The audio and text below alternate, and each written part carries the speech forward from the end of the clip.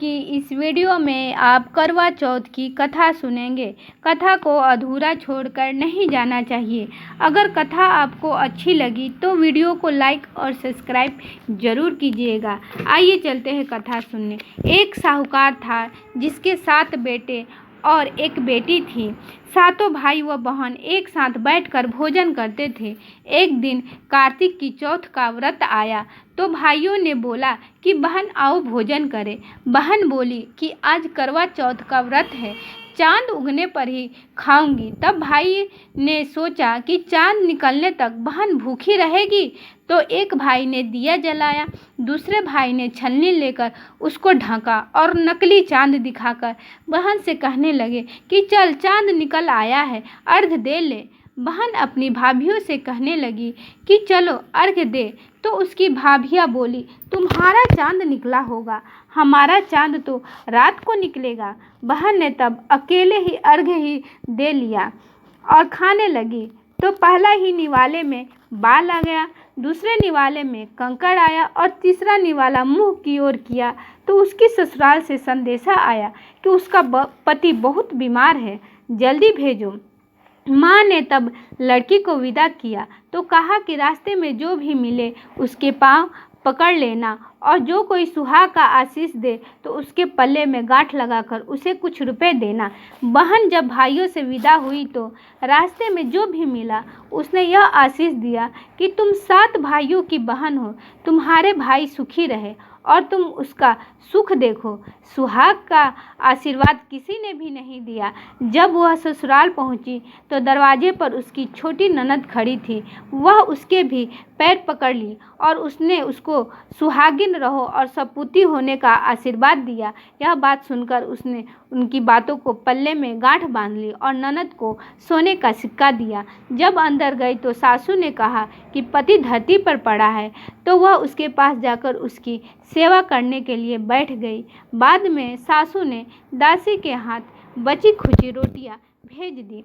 इस प्रकार से समय निकलते गया। मार्गशीर्ष की चौथ आई तो चौथ माता बोली करवा ले भाइयों की प्यारी करवा ले। लेकिन जब उसे चौथ माता नहीं दिखलाई दी तो वह बोली हे माता, आपने मुझे उजाड़ा तो आप ही मेरा उद्धार करोगी, आपको मेरा सुहाग देना पड़ेगा। तब चौथ माता ने बताया कि पौष की चौथ आएगी, वह मेरे से बड़ी है, उसे ही सब कहना, वही तुम्हारा सुहाग वापस देगी। पौष की चौथ आकर चली गई, माघ की भी चली गई, फाल्गुन की भी चली गई और चैत बैसाख जेठ आषाढ़ सावन और भादो की सभी चौथें आई और यही कहकर चली गई, आगे आने वाली को कहना। कुंवार की चौथ आई तो उसने बताया कि कार्तिक की चौथ नाराज है, उसे ने तुम्हारा सुहाग लिया है, वही वापस कर सकती है, वही आएगी तो पैर पकड़कर विनती करना।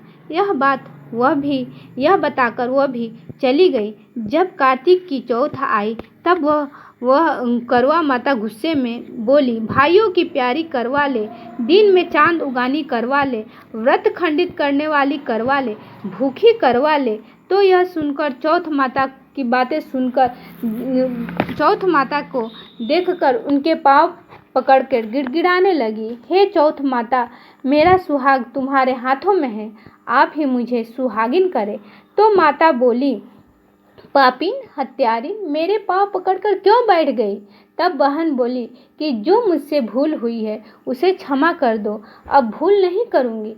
तो चौथ माता ने प्रसन्न होकर आँखों से काजल, नाखूनों में से मेहंदी और टीके में से रोली लेकर छोटी उंगली से उसके आदमी पर छींटा दिया। तो वह उठकर बैठ गया और बोला कि आज मैं बहुत सोया। वह बोली क्या सोए, मुझे तो 12 महीने हो गए हैं, अब जाकर चौथ माता ने मेरा सुहाग लौटाया। तब उसने कहा कि जल्दी से माता का पूजन करो। जब चौथ की कहानी सुनी, करवा पूजन किया तो प्रसाद खाकर दोनों पति पत्नी चौपड़ खेलने बैठ गए। नीचे से दासी आई, उसने उन दोनों को चौपड़ पासों से खेलते देखा तो उसने सासू से जाकर बताया। तब से सारे गांव में यह बात प्रसिद्ध होती गई। सब स्त्रियां चौथ का व्रत करें तो सुहाग अटल रहेगा। जिस तरह साहूकार की बेटी को सुहाग दिया, उसी तरह से चौथ माता सबको सुहागिन रखे।